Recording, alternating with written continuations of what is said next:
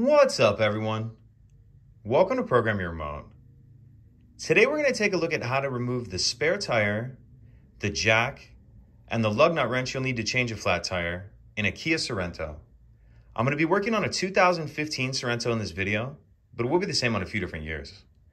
So the spare tire is actually located up underneath the rear of the vehicle, but in order to get it down, there's a few items that we need to get out first, and those are located inside the vehicle in the back.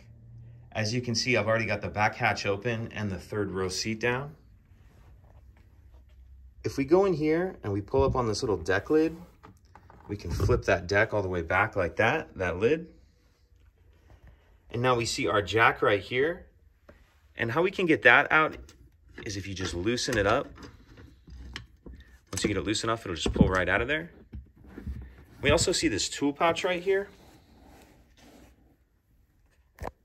Go ahead and open that up. In the tool pouch, we'll see the handle for the jack. There's the lug nut wrench. And there's also going to be this piece here. And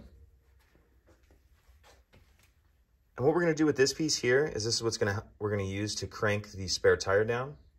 If we take a look in front of the jack, you'll see this little carpet cut out with a nut on it right there. What we're gonna do is take the larger end of that piece, and we're gonna put the larger end on that nut like that. Now we're gonna grab our lug nut wrench and put on this piece like that. And we're gonna spin it to the left or counterclockwise. And as we do this, it's gonna lower the tire below.